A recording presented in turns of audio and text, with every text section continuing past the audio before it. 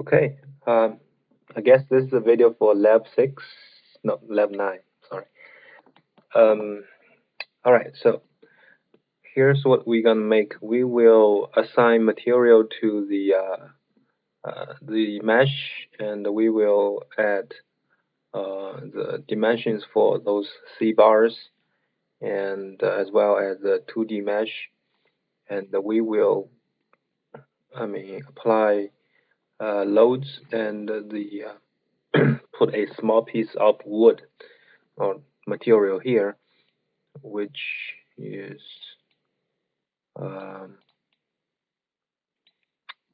actually a C bar here. Then we will put some constraint, and at the end of this lab, you should be able to run this simulation, and we probably will come back and modify something on the load and the force. But let's start. So let's turn off this first. Okay. And so from last lab, we should have see, we should have all the mesh and the 1D connections. Okay. So for now, they don't have the C bars. They don't have dimension or material. Okay. So first, we're gonna add the dimensions for them. Let's see if we have any material here. Yeah, nothing here yet. All right, first C bar. Turn off the 2D, turn off 3D. Then we have basically 1, 2, 3, 4 pins. So we're gonna turn off 1, 2, 3. Okay, and let's see which one is which. Okay, so for those 2 pins, they belong to the handle. The dimension will be 0.1 inch in radius. So add it, the collector. Then we can click this icon here to add a new define the cross section of this rod. So the dimension will be 0.1 inch. Okay. And material should be steel. So I have no idea what's happening here. Okay. So steel. Click OK. And you can see the geometry right away. Then turn off this. Okay. So we have here we have one pin for the top and another one for the bottom. So, however, they do have the same material and dimension. So we first will define the radius of this. That will be 1/8 in radius. And then the material is steel. You can just pick from this drop-down menu once you select it once from the library. Okay. Then for the top blade, we can simply pick property bar 2 from this menu, since they are the same. So as you can see here, now we have, this is 0.1 inch in radius, then that's 1/8 inch in radius. Okay. Now we have done the material and the dimension for the C bar. Now we can move on for the 2D mesh. So here we will you can move this mesh to the first collector, so that way you don't have to define two different shells. Okay, so I'm just gonna define P shell 1 first. The material will be steel as well, and the thickness will be 0.08 inch. Okay. All right, then for the second mesh, either you can move this one in this thin shell collector, or the other way is what we just did for the third pin. We can choose property shell 1, which is the property for this collector. So they will share the same material properties. Okay, so that's all for the 2D mesh. Then we'll go for the 3D mesh. And so here I'm just gonna move the mesh into the same solid collector. Okay, then we will edit that solid. So here you can choose from the material. Again, that's a steel, and that'll be it. So let's think. Okay, yeah, that's all for the materials and the dimension of the C bar.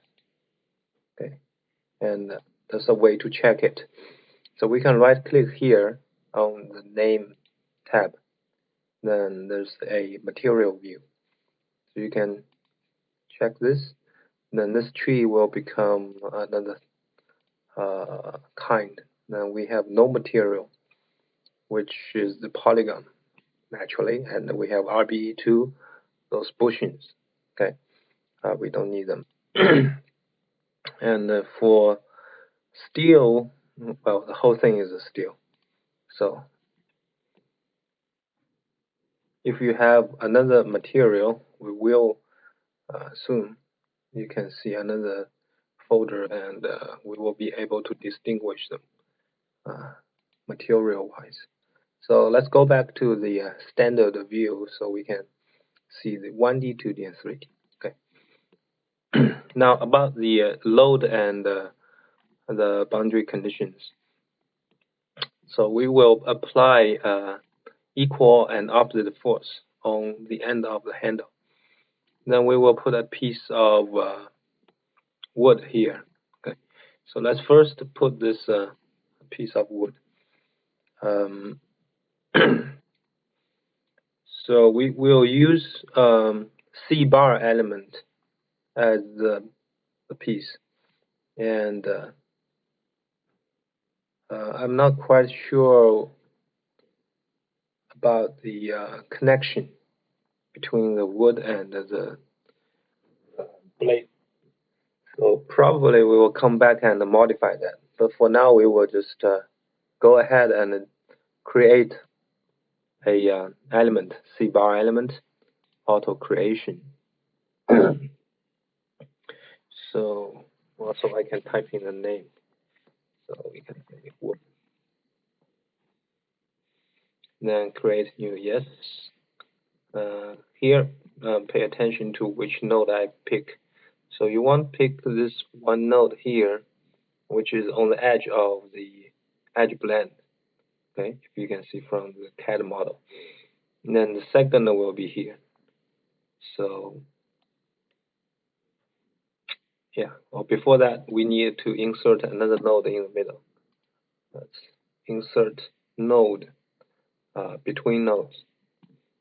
So we'll be between this node and this node. There's one in the middle. Okay, so we can grab this node and fix this one. Now next will be the C bar elements. Auto creation. I do have that collector. So from this node to the center, then from the center add to existing to this node. Okay, that will be the the wood we're gonna try to cut. Okay,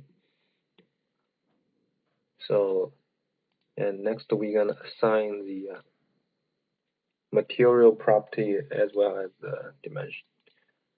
Edit. Um, we will add a new property here. So just click that. We will add another property. So P bar 4. Okay, and for the cross section, let's see. I think that's 0.1 inch.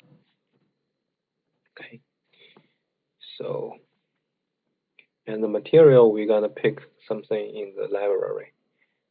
So let's pick nylon first. Okay, and once you pick nylon, we can copy the material. Okay, just wait for a moment. Now we will rename this material to wood. And as to the details of this material, I'm still waiting for Dr. Zada to give us some new numbers here. So let's just use this nylon as wood first, and we will pick this material, then click OK. So we have the dimension, then we have the material. Okay, so that will be the piece. Then for the handle here, the center plane of this handle is not on the coordinate orange. It's actually on this is actually 0.125 inch above the orange. So the good thing is we still know where the center is. Okay, so now we will be able to modify the coordinate system. I mean, sorry, the coordinate. So let's go to Edit, Node, then Modify Coordinates. Okay, we can pick this first, and as you can see, that's the coordinate of the this node, and we will modify the direction and typing 1.125 for this node, and for this 2. So pick that, click OK, 0.125, then click OK. So this way they're both on a a plane parallel to XY plane, and at a distance about exactly 0.125 inch from the orange. Okay. So that's all we needed to do in the FEM. Let's go to the sim. Okay. Got something. We still need to grab this handle to this node. So let's insert the spiders. RBE2, and the source will be the new node we just created. And then the target will be this 2. Okay, and you could grab more nodes. I don't think that will make a lot of difference. So let's just keep it that way. Okay, that's one spider, which is new collector. So we can edit the display of this.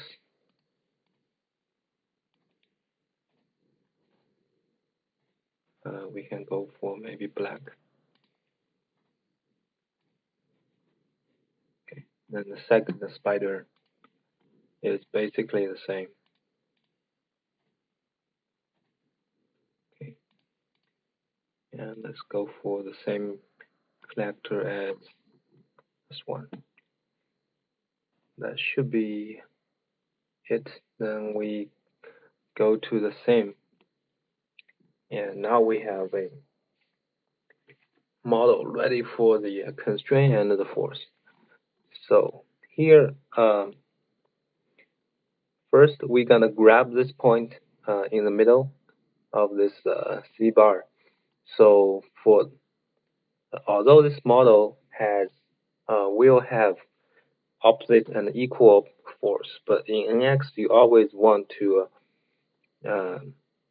constrain a model. So we have to grab this model at somewhere. So if we grab here, as Dr. Dot said, you can see the blades deform with respect to the center. So it's more natural to our perspective. Anyway, let's put a fixed constraint in the center. Okay, that's it. And for the second, well, after this constraint, we still need another pair of constraints to prevent this whole model from rotating on this C bar. You might know that this C bar element cannot carry a rotation, cannot carry moment on this axial direction. So even though you fully constrain the center of this C bar, you cannot prevent this model from rotating with respect to this axial direction. So we will add another constraint, and I'm sure Dr. Dada will explain more on this, the element and the rotation problem. So let's add a user-defined constraint here, and we will kill the z direction, so which is out of plane, so I will move up and down here. Let's go to shaded, and let's add one here and the other one this corner on this node. Okay, so that will prevent this model from rotating. Then we will apply load, which is force, on the center of the spider. And for a better view, we can turn off the handle actually. And if you want, we can even turn on the mark, the nodes. Okay. So first, let's go back to the force and turn off the 2D element. Okay, then we will add 100-pound force on the right center node. Then the vector will be, we will using this 2 points. Okay, the vector will be pointing from the center of this spider to the center of the left spider. Okay, that's the direction, and we can apply this load. Then for the opposite, that's going to be 102, and that will be the center of this. Then the vector will be again the opposite direction. So we will use 2 points, pick that point, and then pick this point. Okay. All right, and this should be also on XY plane, which you can examine by using your interface as a reference.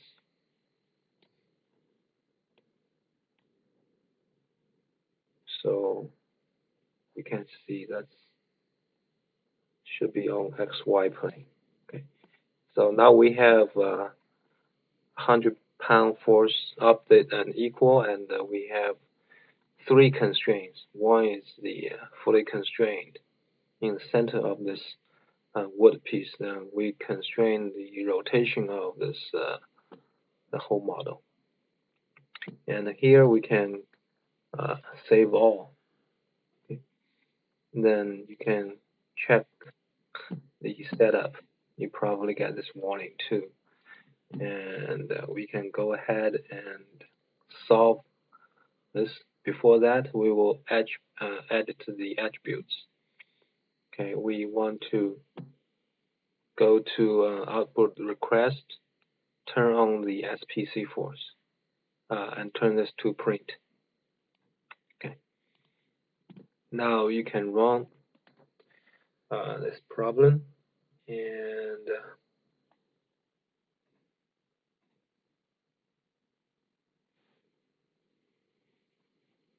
it should be finished soon. Okay, finished. Now it's time of choose. We do get some results here. You can see the animation.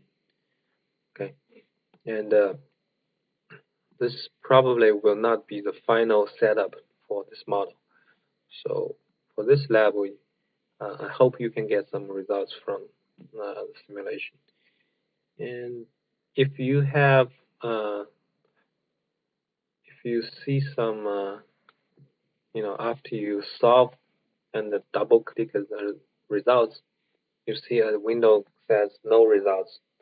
That probably means your connection, those RBE2s to the bushing and to the C bars, you probably have some issue there.